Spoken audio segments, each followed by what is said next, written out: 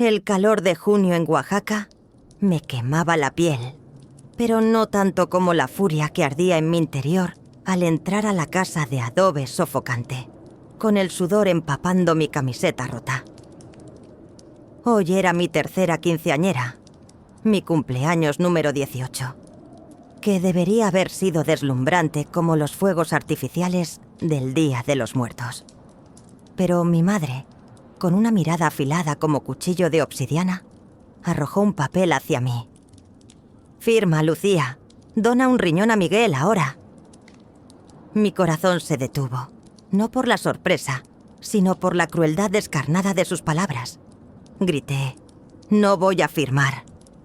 Pero antes de que pudiera respirar, un bofetón atronador me quemó la mejilla.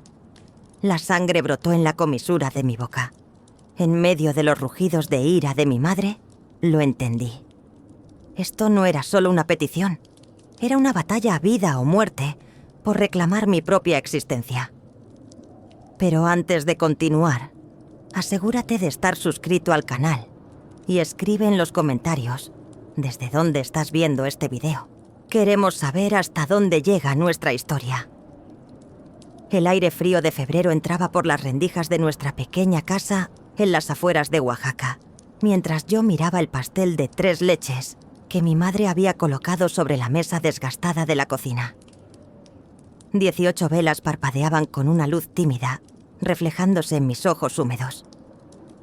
Debería haber sido un momento de celebración, el umbral hacia mi vida adulta, hacia mi libertad. Pero en el fondo de mi estómago, una sensación de terror se retorcía como una serpiente venenosa. Mi madre estaba de pie frente a mí, con los brazos cruzados sobre su delantal manchado. Su rostro, curtido por años de trabajo bajo el sol implacable, mostraba una expresión que yo conocía demasiado bien. Determinación absoluta mezclada con algo más oscuro, algo que parecía desprecio. A su lado, mi hermano Miguel permanecía sentado en su silla especial, la que mi padre había construido con las mejores maderas del mercado.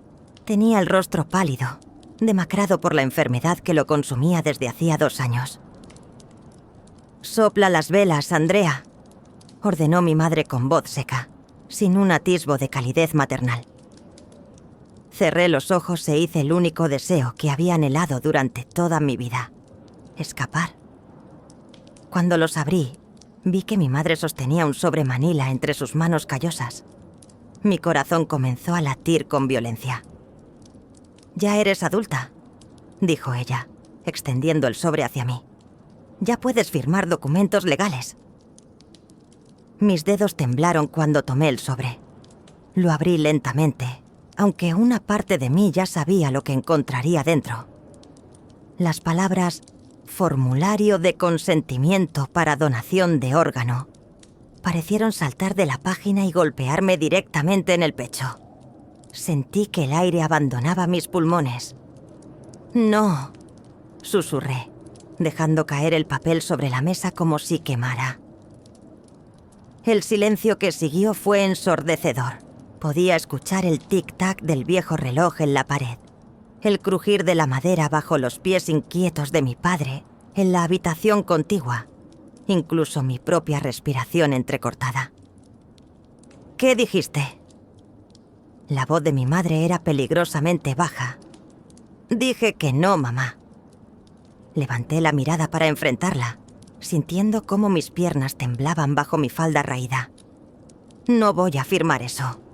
Tengo planes, tengo sueños. El examen universitario es en 3 meses y...» La bofetada llegó tan rápido que no tuve tiempo de protegerme. El sonido resonó en la pequeña cocina como un trueno. Mi mejilla ardía, y el sabor metálico de la sangre inundó mi boca donde mis dientes habían cortado el interior de mi labio. Las lágrimas brotaron instantáneamente, pero me negué a dejarlas caer. «Desagradecida». Mi madre prácticamente escupió la palabra. «Te di la vida, te alimenté, te puse un techo sobre tu cabeza, y así me lo pagas. Tu hermano se está muriendo». «Mamá, por favor», La voz de Miguel era apenas un susurro débil desde su silla. «¡Tú cállate!», le gritó ella, aunque su tono hacia él era infinitamente más suave que el que usaba conmigo. Luego volvió su furia hacia mí. «Mira lo que le haces a tu hermano. ¿Ves su sufrimiento? ¿Y tú piensas en la universidad? ¿En tus estúpidos sueños de niña tonta?». Mi padre entró finalmente a la cocina, con su camisa de trabajo todavía puesta y olor a cerveza en su aliento. Evitó mi mirada, como siempre lo hacía cuando mi madre desataba su ira sobre mí. «La niña tiene que entender sus responsabilidades», murmuró él, sus palabras arrastrándose con cobardía. «No es mi responsabilidad destruir mi futuro», respondí, con una valentía que no sabía que poseía. La adrenalina corría por mis venas como fuego líquido. «Miguel está enfermo por la diabetes, porque tú, mamá, le dabas todos los dulces, todos los refrescos que quería mientras yo comía sobras». Otra bofetada. Esta vez, del otro lado. Mi cabeza giró violentamente y tuve que agarrarme del borde de la mesa para no caer. «¡Fuera de mi vista!», gritó mi madre. «Lárgate a tu habitación. No mereces estar en esta mesa. No mereces ser parte de esta familia». Tomé el formulario de la mesa. Lo rompí en pedazos frente a sus ojos incrédulos y dejé que los fragmentos cayeran sobre el pastel intacto. Los trozos de papel flotaron como nieve sucia sobre el merengue blanco. «Nunca voy a firmar eso», dije con voz temblorosa pero firme. «Nunca». Salí de la cocina con las mejillas ardiendo y el corazón destrozado. Detrás de mí, escuché a mi madre sollozar. Un sonido extraño y perturbador viniendo de una mujer que siempre había sido dura como piedra. Pero no me detuve. No miré atrás. Esa noche, acostada en mi pequeño catre en el cuarto que compartía con cajas de almacenamiento y herramientas viejas, tomé una decisión que cambiaría mi vida para siempre. Me iría, no ese día, ni al siguiente, pero encontraría la manera de escapar de esta casa, de esta familia, que nunca me había querido. Mi cumpleaños número 18 no había traído velas de celebración, sino la llama de una determinación feroz. Yo nadaría, no me hundiría, y nadie, especialmente mi madre, podría detenerme. Los recuerdos de mi infancia en las afueras de Oaxaca son como fotografías descoloridas, manchadas por lágrimas y polvo.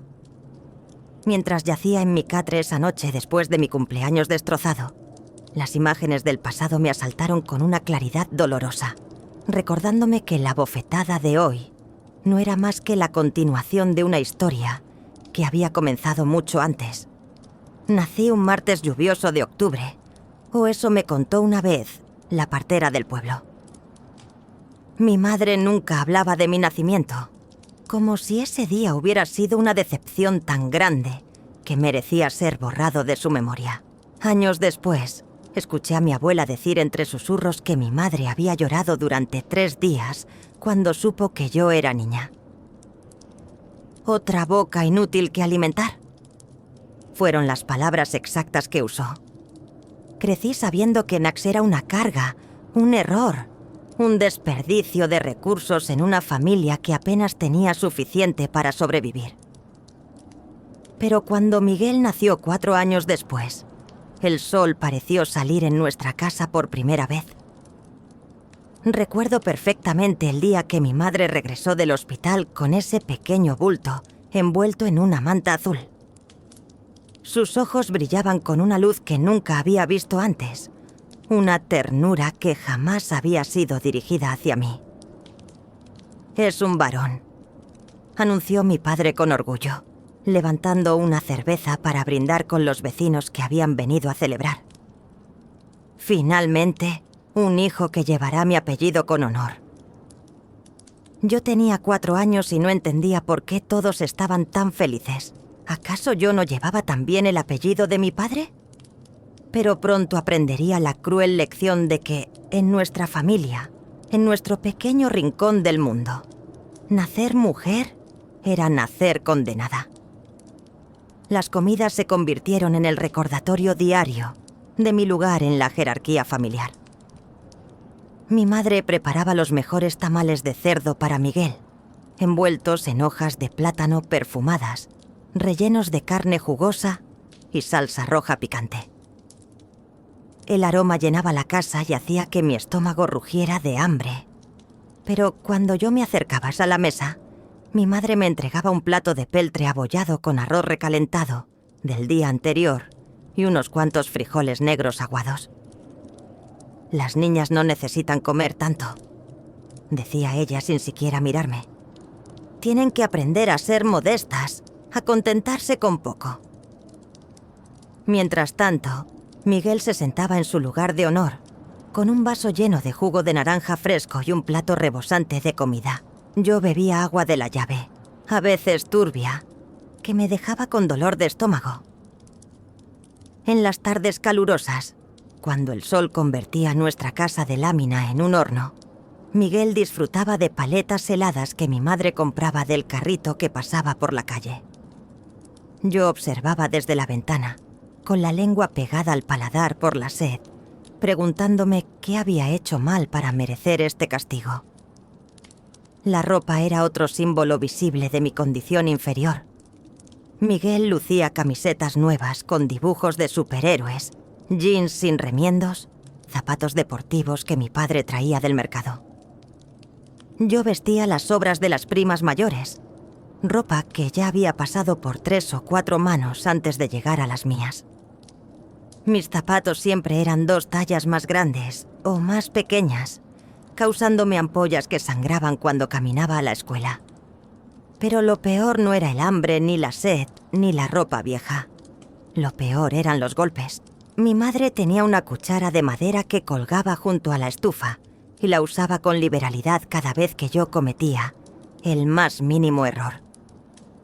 ¿Derramé un poco de agua al lavar los platos? Un golpe en los nudillos. Llegué 5 minutos tarde de la escuela. Un golpe en la espalda. ¿Me atreví a quejarme del hambre? Un golpe en las piernas que me dejaba moretones morados durante semanas. «Esto es por tu bien», decía mi madre mientras me golpeaba, su rostro una máscara de frialdad. Las niñas tienen que aprender disciplina, respeto. Tienes que saber tu lugar en este mundo. Miguel nunca recibía golpes. Cuando él rompía algo o se portaba mal, mi madre lo abrazaba y le decía con voz dulce: «Ay, mi amor, ten más cuidado la próxima vez». La injusticia era tan evidente, tan brutal, que a veces me preguntaba si estaba viviendo en una pesadilla de la que eventualmente despertaría. Las noches eran mi único refugio. Me acurrucaba en mi catre estrecho, en ese cuarto que era más un almacén que un dormitorio, y soñaba con un futuro diferente. Imaginaba que algún día sería importante, que alguien me miraría con cariño, que mi existencia tendría valor. Pero cada mañana despertaba a la misma realidad. El grito de mi madre ordenándome que preparara el desayuno de Miguel, el olor de los tamales que jamás probaría, la sensación de ser invisible, de ser menos que humana. En la escuela, las maestras notaban mi delgadez extrema, los moretones que asomaban bajo las mangas largas que usaba incluso en días de calor sofocante. Una vez, la maestra Guadalupe me llevó aparte y me preguntó si todo estaba bien en casa. Abrí la boca para contarle la verdad, pero las palabras de mi madre resonaron en mi cabeza. Si le dices algo a alguien fuera de esta casa, te arrepentirás. Nadie te va a creer de todas formas. Eres una mentirosa, una niña problemática. Todo está bien, maestra. Mentí bajando la mirada. Así pasaron los años. Crecí sintiéndome como una extraña en mi propia casa. Una invitada no deseada en una familia que celebraba mi ausencia y apenas toleraba mi presencia. Y con cada día que pasaba, con cada golpe, con cada comida negada, con cada demostración de amor que recibía Miguel y que me era negada a mí, algo dentro de mí se endurecía. No era odio todavía. Era algo más profundo, la determinación de sobrevivir. En medio de la oscuridad que era mi vida, existió una luz. Su nombre era Juan, el hermano menor de mi madre, y fue la única persona en toda mi familia que me hizo sentir que valía algo, que merecía existir. Tío Juan llegaba a nuestra casa cada domingo en su vieja motocicleta Yamaha azul, que hacía un ruido característico que yo podía reconocer desde 2 cuadras de distancia. En cuanto escuchaba ese motor acercándose, mi corazón se aceleraba con una emoción que rara vez experimentaba. Corría hacia la puerta, olvidando por un momento el hambre, los moretones, la tristeza que cargaba como una mochila invisible. ¡Mi Andrea!, exclamaba él siempre, abriendo sus brazos para recibirme en un abrazo que olía a tabaco, café y algo indefinible que solo puedo describir como bondad. Era un hombre delgado, con el cabello negro siempre despeinado y una sonrisa torcida que iluminaba su rostro curtido por el sol. Trabajaba como mecánico en un taller del centro de Oaxaca y sus manos siempre estaban manchadas de grasa, pero para mí eran las manos más hermosas del mundo. Cada visita traía un regalo escondido en los bolsillos de su chamarra de cuero gastada. Dulce de leche en pequeños envases de plástico, con esa textura cremosa y ese sabor a gloria que me hacía cerrar los ojos de puro placer. A veces traía mazapanes, otras veces tamarindos enchilados y en ocasiones especiales, obleas con cajeta que derretían en mi boca liberando su dulzura. «No le digas a tu madre», me susurraba con complicidad, guiñándome un ojo. «Esto es nuestro secreto». Mi madre fruncía el ceño cuando me veía con los dulces, pero no se atrevía a decir nada frente a su hermano. Existía entre ellos una tensión que yo no comprendía del todo. Una historia no contada que flotaba en el aire cada vez que estaban en la misma habitación. Un domingo, cuando yo tenía 12 años, tío Juan me llevó a caminar por el mercado de Tlacolula. Miguel se había quedado en casa porque tenía fiebre, y mi madre estaba demasiado ocupada atendiéndolo como para prestarme atención. Caminamos entre los puestos de flores, tejidos y comida, y mi tío me compró un raspado de tamarindo que saboreé como si fuera el último que probaría en mi vida. «Andrea», me dijo mientras nos sentábamos en una banca bajo la sombra de un árbol de jacaranda, «necesito contarte algo sobre tu madre». Miré sus ojos oscuros, tan parecidos a los de mi madre, pero infinitamente más cálidos, y esperé. «Tu madre no siempre fue así», comenzó, jugando con una moneda entre sus dedos manchados de grasa.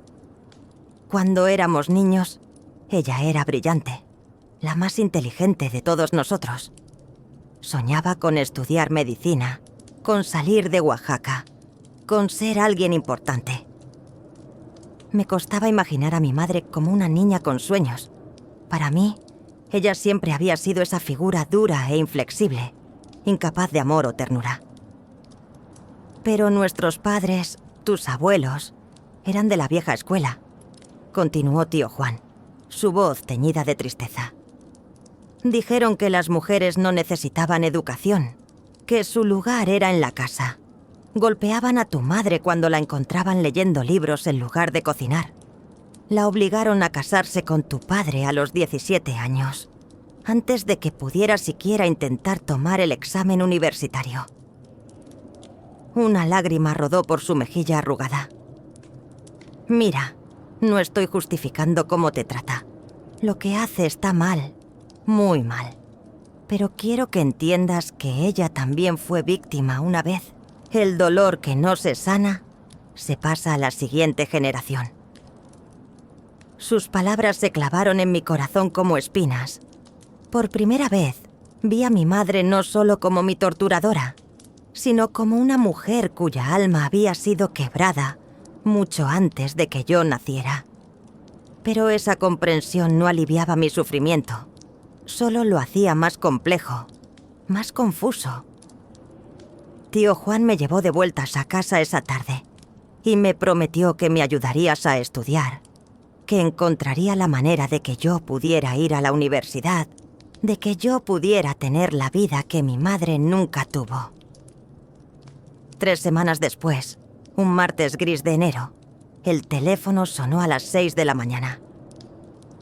Mi padre contestó, y el grito que soltó despertó a toda la casa. Tío Juan había tenido un accidente en su motocicleta. Un camión lo había golpeado en la carretera Tlacolula. Murió instantáneamente. El funeral fue un día borroso de lluvia y lágrimas. Vi a mi madre sollozar de una manera que nunca antes había presenciado. Un dolor animal que salía de lo más profundo de su ser. Se aferró al ataúd de madera barata de su hermano y gritó su nombre una y otra vez, como si pudiera traerlo de vuelta con la pura fuerza de su desesperación. «Juanito, perdóname. Perdóname por no ser mejor», gritaba ella, y yo no sabía si hablaba de ser mejor hermana o mejor persona. Después del funeral, algo cambió en mi madre. Se volvió aún más distante, más fría, como si la última pieza de humanidad que le quedaba hubiera sido enterrada junto con su hermano. Y entonces, una noche durante la cena, anunció algo que me heló la sangre. «Miguel», dijo, mirando a mi hermano con ojos vidriosos. «A partir de hoy, tu segundo nombre será Juan. Miguel Juan, para honrar a mi hermano».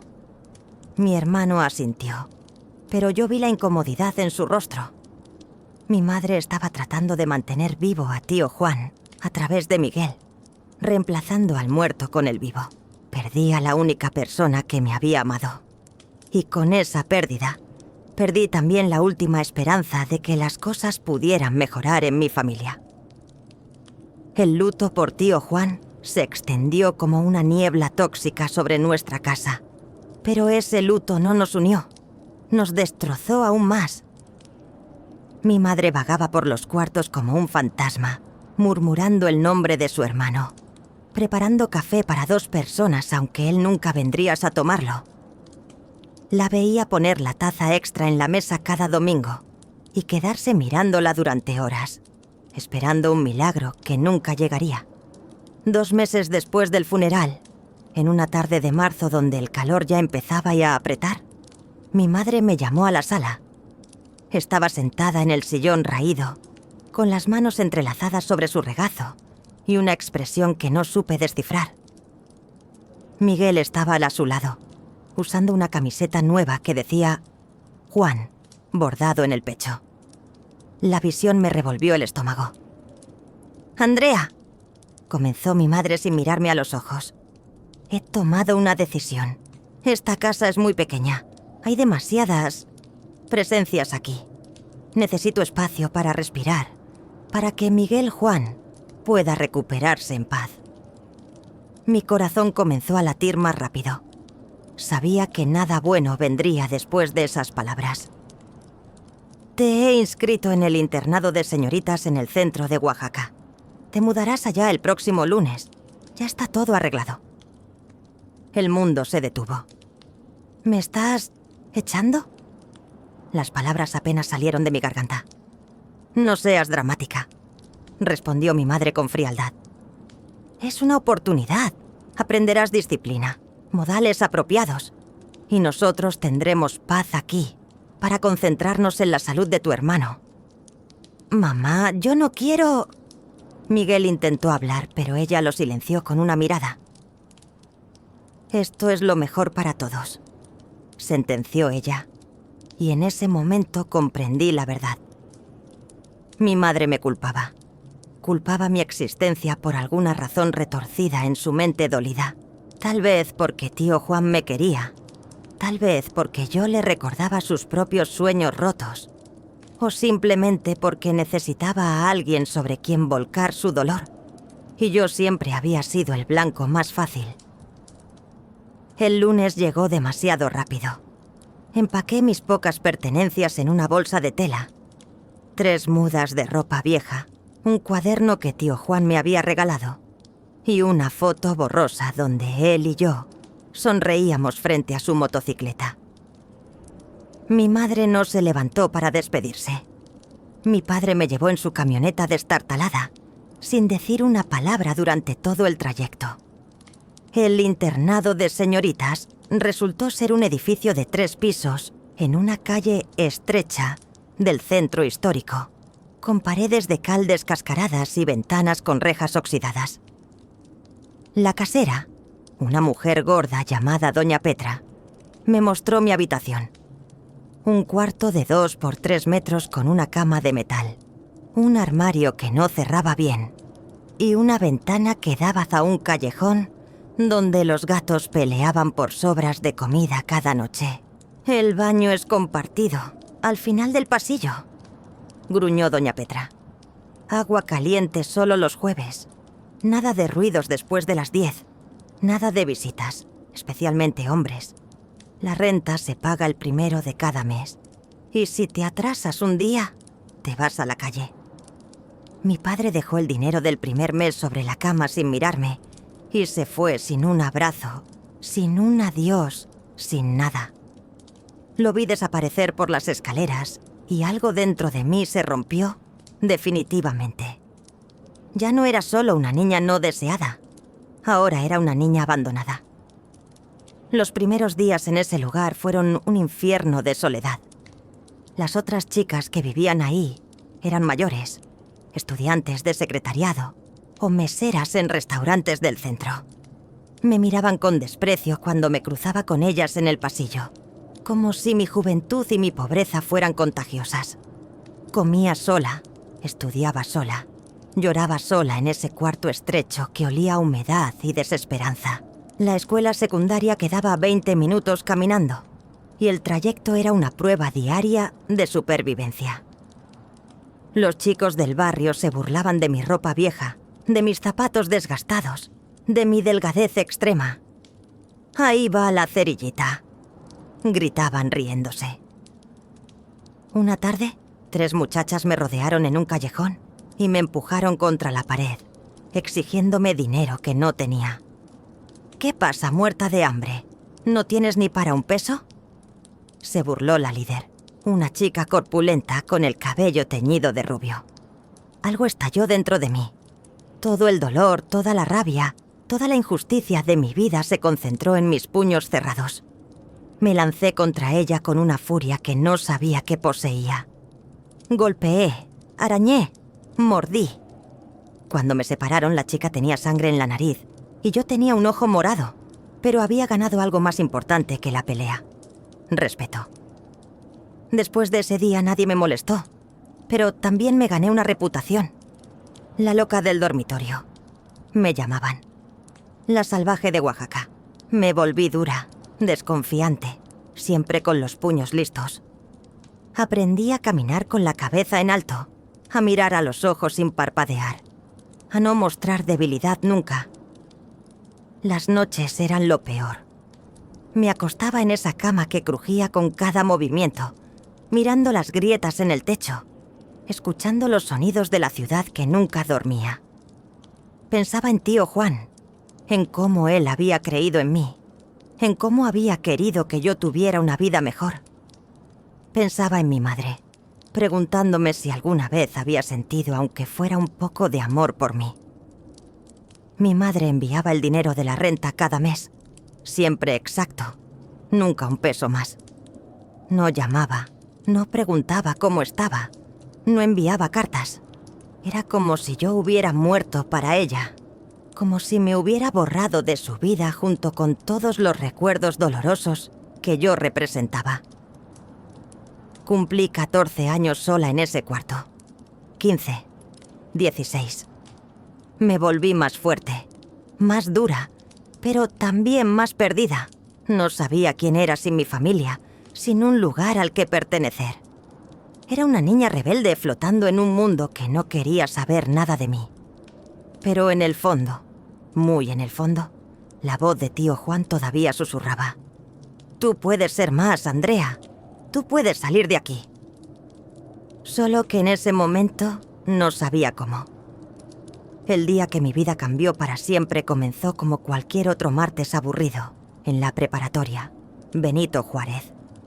Tenía 16 años y medio, el uniforme raído que apenas me quedaba, y una actitud de no me importa nada, que había perfeccionado durante mis 2 años viviendo sola en ese dormitorio miserable. Me senté en mi lugar habitual al fondo del salón de inglés, con los brazos cruzados y la mirada perdida en la ventana sucia que daba al patio polvoriento. La maestra Silvia entró con una pila de papeles bajo el brazo. Era una mujer joven, recién graduada de la universidad, con lentes de marco grueso y una energía que contrastaba con el cansancio perpetuo de los demás profesores. «Buenos días, clase», saludó con una sonrisa genuina que me irritaba por alguna razón. «Hoy vamos a leer un ensayo que encontré y que me conmovió profundamente. Se llama Sink or Swim, hundir o nadar. Quiero que preste mucha atención». Rodé los ojos. Otro texto aburrido sobre valores y superación personal que no significaba nada en el mundo real. Pero cuando la maestra Silvia comenzó a leer con voz clara y emocionada, algo extraño sucedió. Sus palabras empezaron a penetrar la coraza que había construido alrededor de mi corazón. El ensayo contaba la historia de una chica llamada Sara, que había crecido en un hogar abusivo en algún pueblo de Estados Unidos. Su padre la golpeaba, su madre la ignoraba, y ella pasaba hambre mientras sus hermanos comían bien. La similitud con mi propia vida era tan perturbadora que sentí que alguien me había golpeado en el estómago. La maestra continuó leyendo cómo Sara había decidido un día que tenía 2 opciones: hundirse en la miseria o nadar hacia la libertad. Y entonces, leyó la maestra Silvia, su voz temblando ligeramente.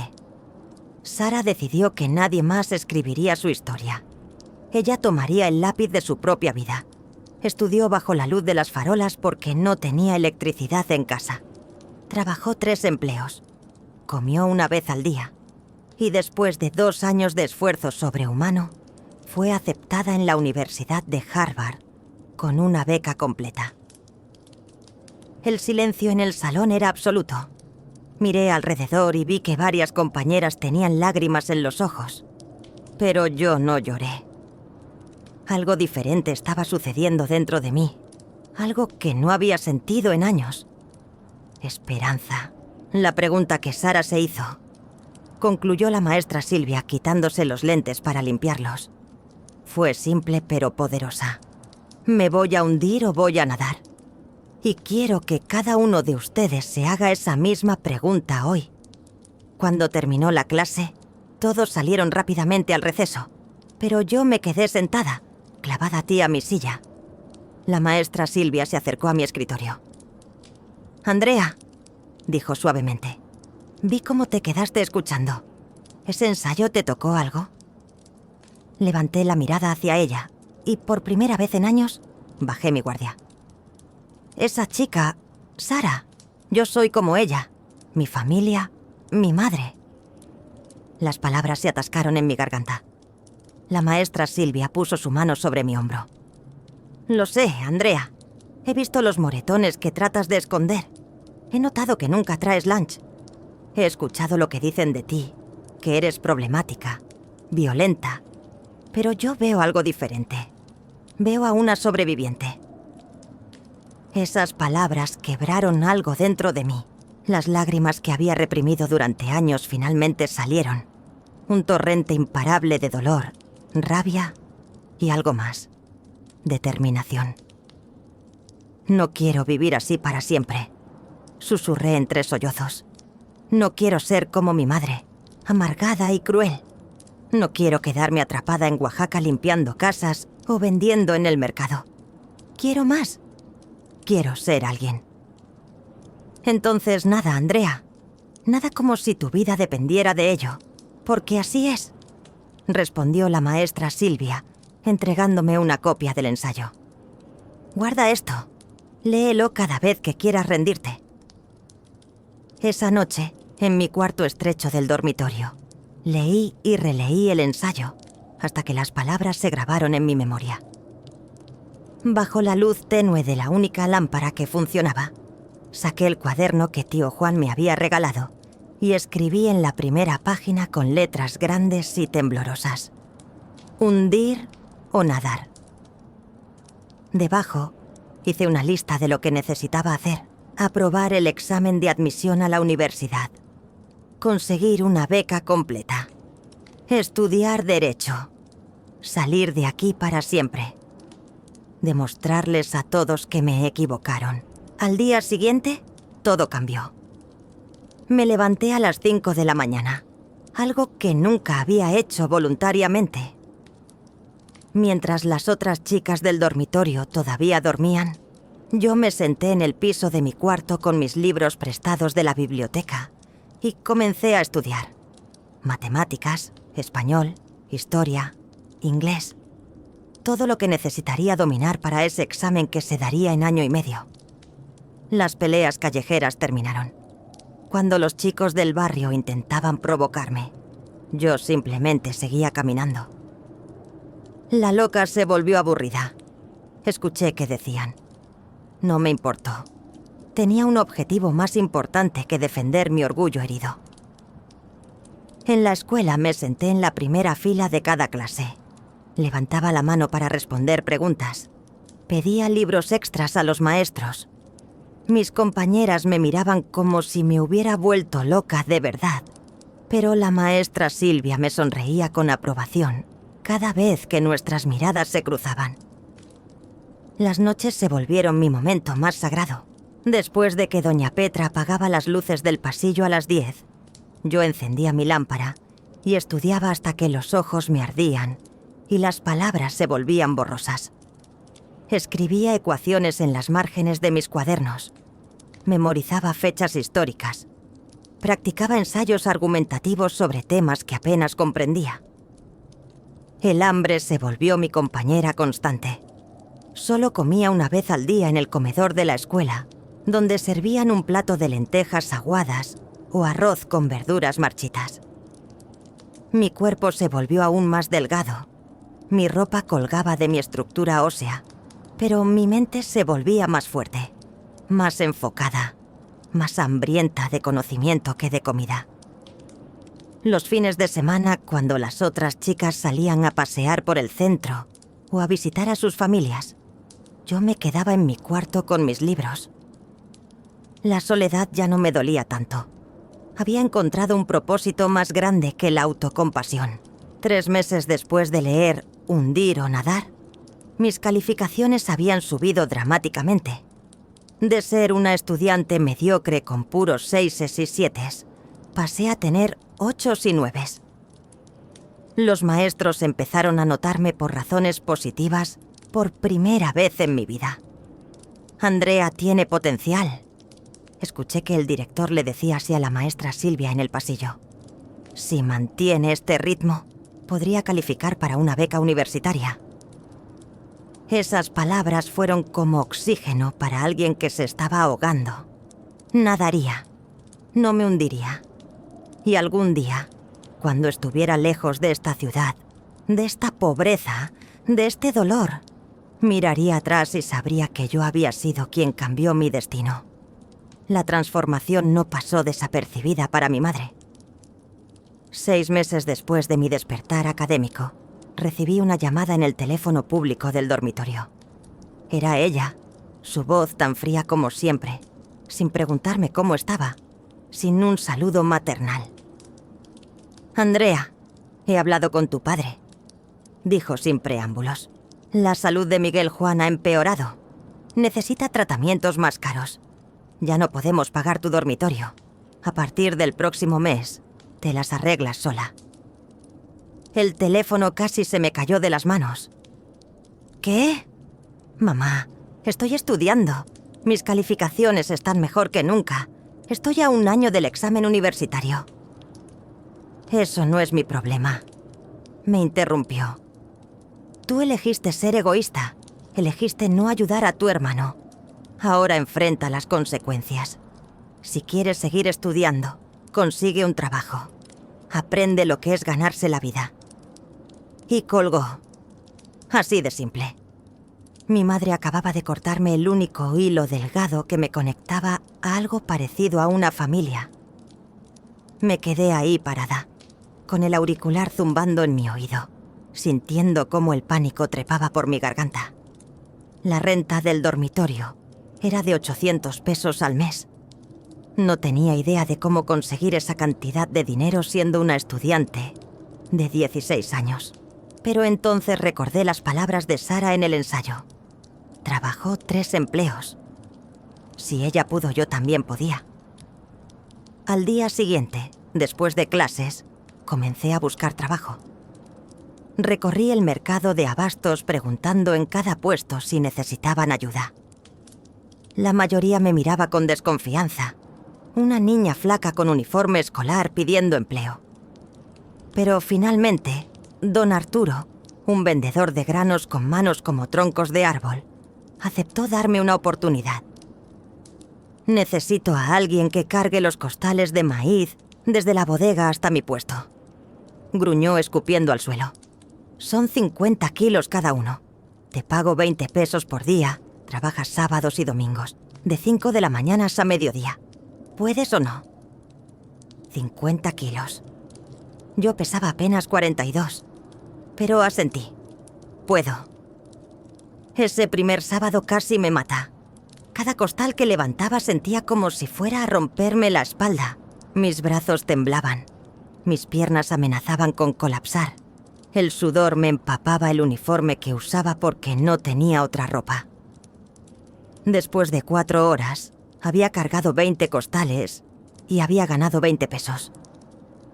Me desplomé detrás de la bodega y vomité de puro agotamiento. No vas a durar ni 2 semanas. Se burló uno de los otros cargadores, un hombre fornido con cicatrices en los brazos. Esto no es trabajo para niñitas. Pero regresé el domingo, y el siguiente fin de semana, y el siguiente. Mi cuerpo se adaptó lentamente. Los músculos que nunca había tenido comenzaron a formarse bajo mi piel delgada. Las manos se me llenaron de callos. Aprendí a cargar usando las piernas y no la espalda, a respirar de cierta manera para no marearme, a ignorar el dolor hasta que se volviera parte de mí. 40 pesos a la semana no eran suficientes. Necesitaba más. Escuché que algunos pescadores pagaban por ayuda nocturna en el río Atoyac. Así que una noche, con miedo pero desesperada, caminé hasta la orilla del río donde los hombres lanzaban sus redes bajo la luz de la luna. ¿Qué quieres, chamaca?, preguntó un pescador viejo con dientes faltantes. Trabajo, respondí, manteniendo la voz firme aunque mis piernas temblaban. Se rió, pero cuando vio que yo no me movía, se encogió de hombros. Está bien. Puedes ayudar a limpiar el pescado. 10 pesos por noche. Pero si te quejas del olor o del frío, te largas. El olor a pescado crudo y vísceras era nauseabundo.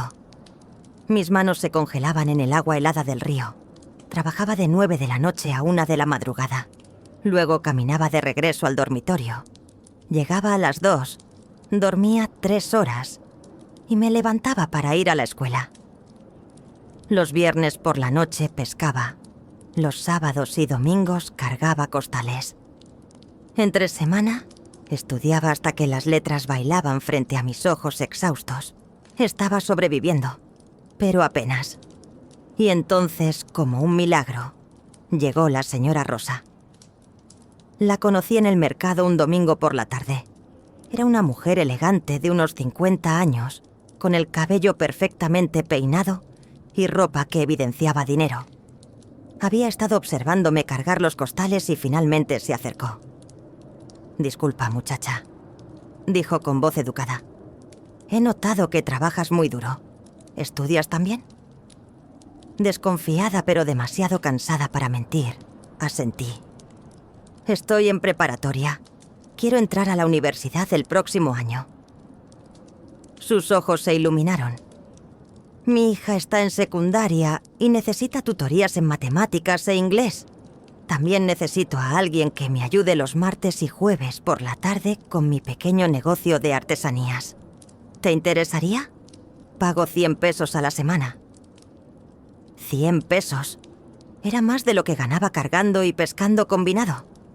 Sí, respondí inmediatamente. Sí, me interesa. Señora Rosa se convirtió en mi salvación.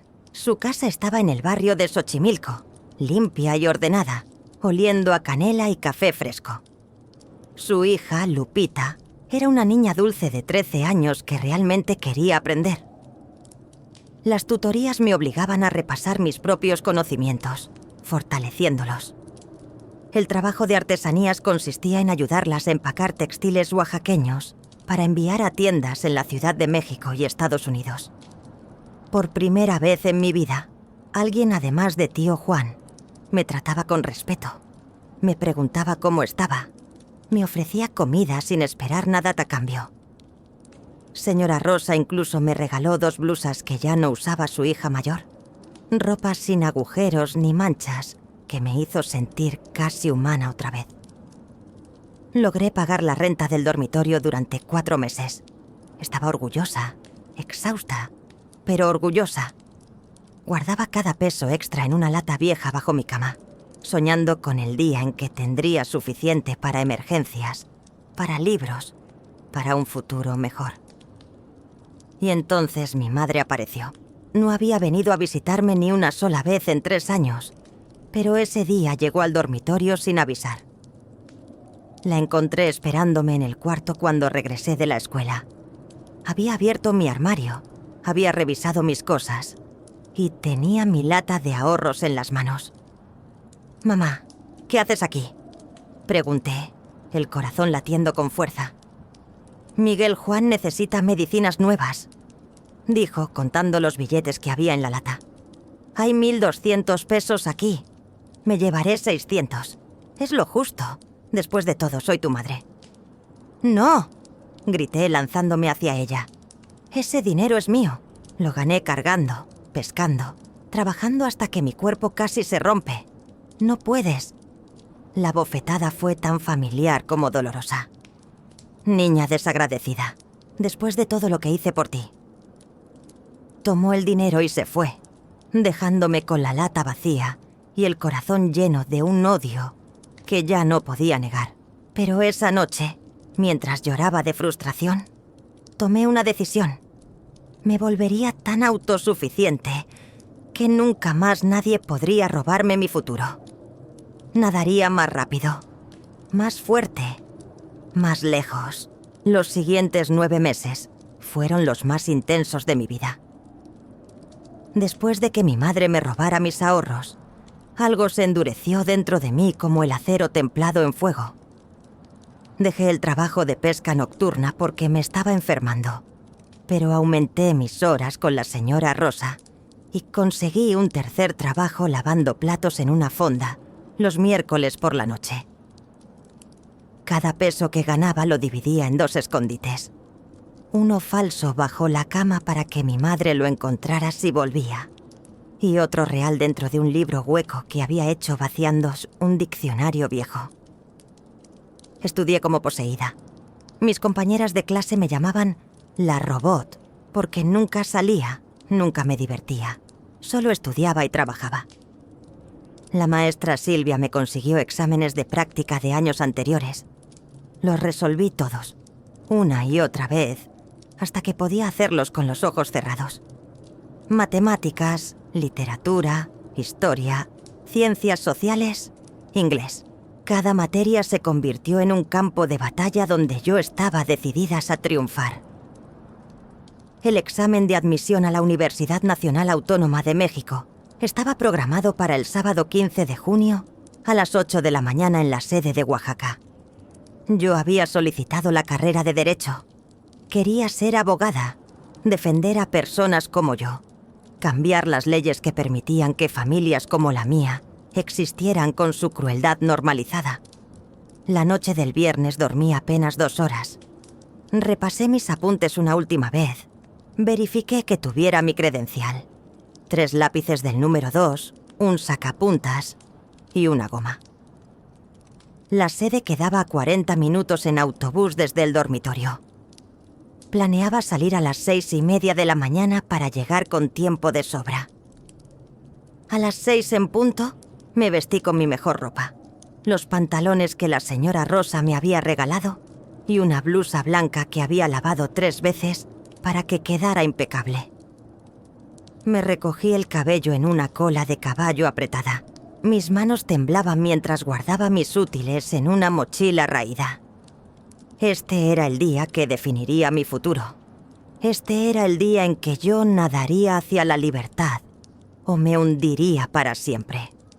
Bajé las escaleras del dormitorio con el corazón latiendo tan fuerte que podía escucharlo en mis oídos. La calle estaba casi vacía. Solo algunos vendedores ambulantes preparando sus puestos. Caminé hacia la parada del autobús, respirando el aire fresco de la mañana, sintiendo por primera vez en años algo parecido a la esperanza pura. Y entonces vi la camioneta. Era vieja, verde desteñida, con una abolladura en el costado que reconocí inmediatamente. La camioneta de mi padre. Estaba estacionada en la esquina, con el motor encendido. Algo en mi estómago se retorció con un mal presentimiento, pero seguí caminando. Tal vez era coincidencia. Tal vez... La puerta se abrió de golpe. Mi padre saltó de la cabina, agarrándome del brazo con una fuerza brutal. «Súbete», ordenó con voz de borracho, aunque eran apenas las 6 de la mañana. «No, suéltame, tengo el examen», grité, tratando de liberarme, pero él era mucho más fuerte. Mi madre apareció del lado del pasajero, con el rostro distorsionado por algo que parecía locura. «Te vas a subir ahora mismo. Miguel Juan está en el hospital. Necesita el riñón hoy. El doctor dijo que no puede esperar más». «No, hoy es mi examen. Es mi única oportunidad». Luché con todas mis fuerzas, pero mi padre me arrastró hacia la camioneta. Algunas personas en la calle voltearon a ver, pero nadie intervino. En Oaxaca, nadie se mete en asuntos de familia. Me arrojaron al asiento trasero. Mi padre se subió detrás de mí, bloqueando la salida. Mi madre se puso al volante y arrancó con un chirrido de llantas. La mochila con mis útiles cayó al piso de la camioneta. «Por favor», supliqué, las lágrimas corriendo por mis mejillas. «Por favor, mamá. Este examen es todo para mí. He trabajado tanto. He sufrido tanto. Dame solo 3 horas. Solo déjame hacer el examen y después hablamos». «No hay nada que hablar», gritó mi madre, acelerando por las calles vacías. «Eres una egoísta. Tu hermano se está muriendo y tú solo piensas en tu estúpido examen. Los formularios de donación ya están firmados por nosotros como tus tutores legales. Los doctores te están esperando». El terror me paralizó. Me habían mentido sobre la mayoría de edad legal. A los 17 todavía necesitaba permiso paterno para procedimientos médicos, pero ellos podían autorizar en mi nombre. Me iban a llevar al hospital, me iban a anestesiar, me iban a abrir y extraer mi riñón, mientras mi futuro se desvanecía. «¡Miguel!», grité hacia el frente, donde mi hermano estaba sentado en silencio junto a mi madre. «Diles que me dejen ir. Tú no quieres esto».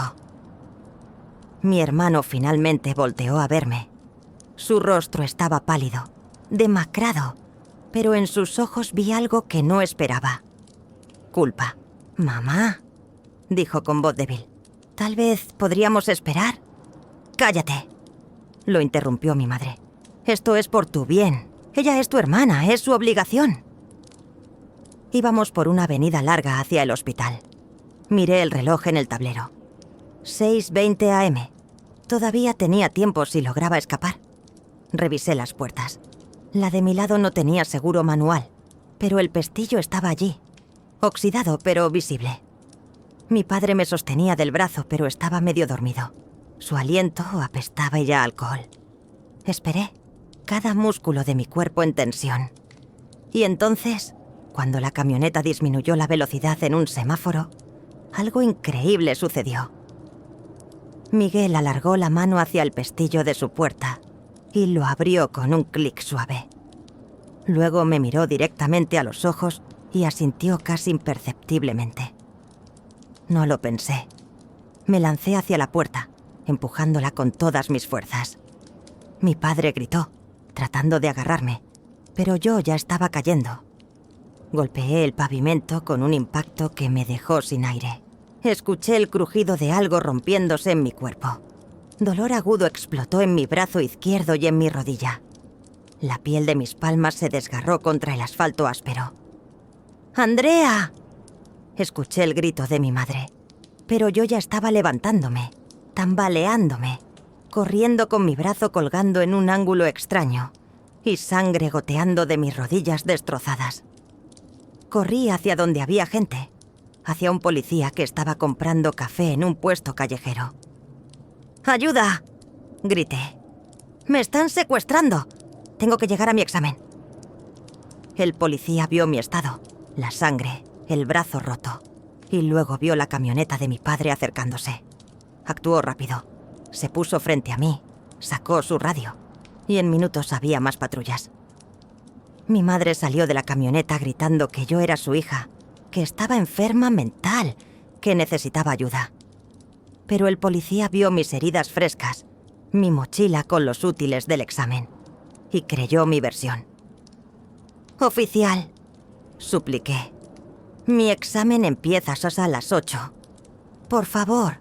Ese policía, cuyo nombre nunca supe, me cargó en sus brazos hasta su patrulla y me llevó directo a la sede del examen. Eran las 7:45 AM. Me dejó en la entrada, con mi brazo roto, mis rodillas sangrantes y mi uniforme hecho jirones. «Nada, chamaca», me dijo. «Nada como si tu vida dependiera de ello». Entré a esa sala. Me senté en mi lugar asignado y con mi mano derecha temblorosa resolví cada pregunta de ese examen mientras el dolor pulsaba en cada centímetro de mi cuerpo. 3 meses después del examen, la carta llegó al dormitorio. Era un sobre blanco con el sello de la Universidad Nacional Autónoma de México en la esquina superior izquierda. Mis manos temblaron tanto cuando lo sostuve que casi lo dejé caer. Doña Petra, quien había subido a entregármelo personalmente, puso su mano regordeta sobre mi hombro. «Ándale, muchacha, ábrelo de una vez. La incertidumbre mata más que la mala noticia». Respiré profundo, rompí el sobre con dedos torpes y desplegué la carta. Las primeras palabras saltaron de la página como fuegos artificiales. «Nos complace informarle que ha sido aceptada», grité. Grité tan fuerte que todas las chicas del dormitorio salieron de sus cuartos pensando que me estaban asesinando. Pero estas eran lágrimas de alegría pura, de victoria, de justificación por cada hora de sueño perdida, cada costal cargado, cada noche pescando en el río helado, cada golpe soportado. No solo había sido aceptada, había obtenido el 2º lugar más alto en toda la región de Oaxaca. Me otorgaban una beca completa que cubría colegiatura, alojamiento en la residencia estudiantil de Ciudad Universitaria y un estipendio mensual para gastos. Todo pagado. Todo ganado con mi propio esfuerzo. La señora Rosa lloró cuando le di la noticia. Me abrazó como si fuera su propia hija y me regaló una maleta nueva para mi viaje a la Ciudad de México. «Siempre supe que lo lograrías, Andrea. Eres la niña más tenaz que he conocido». La maestra Silvia organizó una pequeña celebración en la escuela. Mis compañeras, que alguna vez me habían llamado la robot y la loca, ahora me miraban con algo parecido al respeto, o tal vez a la envidia. No me importó. Yo había nadado y había llegado a la orilla. 2 semanas antes de mi partida a la Ciudad de México, mi madre apareció nuevamente. Esta vez no entró al dormitorio con arrogancia. Esperó abajo en la calle, pequeña y encorvada, como si hubiera envejecido 10 años en esos 3 meses. Miguel no estaba con ella. Andrea, dijo cuando bajé, su voz rasposa y extrañamente frágil. Escuché que fuiste aceptada en la universidad. Sí, respondí con frialdad, manteniendo distancia. A pesar de ti. Ella bajó la mirada. Tu hermano encontró otro donante, un primo lejano de tu padre. La operación fue exitosa. Está recuperándose. Me alegro por él, dije, y era verdad. Miguel me había salvado ese día en la camioneta. Su pequeño acto de rebeldía había cambiado mi vida. Mi madre hurgó en su bolsa vieja y sacó un papel doblado. Vine a pedirte algo. Necesito dinero. 500 millones de pesos. Se rió amargamente al decir la cifra absurda, como si supiera lo ridícula que sonaba. Perdón, 500.000 pesos. Para pagar las deudas del tratamiento de Miguel, para arreglar la casa que se está cayendo, ¿Para qué? La interrumpí, sintiendo la rabia antigua trepar por mi garganta. ¿Para seguir viviendo en la miseria que tú misma creaste? ¿Para seguir siendo amargada y cruel con el siguiente que se cruce en tu camino? Sé que no tengo derecho a pedirte nada, susurró mi madre, y por primera vez en mi vida vi lágrimas reales en sus ojos. Sé que fui terrible contigo. Sé que no merezco tu ayuda, pero no tengo a nadie más. Miré a esta mujer que me había dado la vida, pero me había negado el amor. Esta mujer que me había golpeado, hambreado, abandonado, robado y casi destruido. Y en lugar del odio que esperaba sentir, encontré algo diferente. Lástima mezclada con una comprensión dolorosa. Ella también había sido víctima una vez. Ella también había tenido sueños que le arrebataron. El ciclo de abuso había pasado de mis abuelos a ella, y ella te había intentado pasarlo a mí. Pero yo había roto ese ciclo. Saqué de mi mochila una carpeta que había preparado cuidadosamente. Adentro había copias de todas mis constancias médicas, el brazo roto del día del examen, las cicatrices de los golpes documentadas por el hospital, las fotografías que la maestra Silvia había tomado de mis moretones a lo largo de los años, los reportes policiales del intento de secuestro. También incluí copias de mis calificaciones, mi carta de aceptación universitaria y artículos sobre el ciclo de violencia intergeneracional que había investigado en la biblioteca. En la última página, escribí a mano una nota. Mamá, no te voy a dar dinero. Darte dinero sería como ponerle una curita a una herida gangrenada. Pero te doy esto. La verdad. Aquí está todo lo que me hiciste, documentado y real. Y aquí está todo lo que logré, a pesar de ti. La pregunta ahora es, ¿te vas a hundir o vas a nadar? Yo ya nadé. Ahora te toca a ti decidir. Si realmente quieres cambiar, busca ayuda profesional. Ve a terapia. Enfrenta tu propio dolor en lugar de pasarlo a otros. Hay organizaciones en Oaxaca que ofrecen ayuda gratuita para mujeres. Las enlisto al final. Pero el trabajo lo tienes que hacer tú. Nadie más puede salvarte, así como nadie me salvó a mí. Me salvé sola. Ahora tú puedes hacer lo mismo. Sink or swim. Hundirse o nadar. Tu elección. Mi madre tomó la carpeta con manos temblorosas. La abrió, vio las fotografías de lo que me había hecho y algo en su rostro se quebró completamente. Se desplomó contra la pared y sollozó de una manera que nunca había presenciado. Un llanto que parecía venir desde lo más profundo de su alma rota. Lo siento, susurró entre sollozos. Lo siento tanto, Andrea. Tienes razón. Yo fui como mi madre, y ella fue como su madre, y yo te hice lo mismo. Rompí a mi propia hija. No me rompiste, dije con voz firme pero no cruel. Intentaste, pero no lo lograste. Y ahora tienes la oportunidad de no romper a nadie más, empezando contigo misma. Me fui sin abrazarla, sin más palabras. Algunas heridas eran demasiado profundas para un perdón inmediato. Pero le había dado algo más valioso que dinero. Le había dado un espejo y un mapa. 2 semanas después, abordé el autobús a la Ciudad de México con mi maleta nueva y mi corazón lleno de sueños. En la universidad conocí a Diego, un estudiante de medicina con ojos amables y manos gentiles que nunca se levantaban para golpear. Él me enseñó lo que era el amor real, el respeto mutuo, la ternura que yo había creído que no existía. Me gradué con honores 4 años después. Me especialicé en derecho familiar y de menores. Defendí a niñas como yo, cambié leyes, di voz a los que no la tenían. Y 5 años después de haberle dado esa carpeti a mi madre, recibí una carta de ella. Estaba asistiendo a terapia en un centro comunitario. Había comenzado a trabajar en un refugio para mujeres maltratadas, compartiendo su historia, rompiendo el silencio. Miguel se había graduado de la preparatoria y estudiaba administración. Ella escribió: «Estoy nadando, Andrea. Lentamente, pero estoy nadando». No respondí inmediatamente, pero guardé la carta.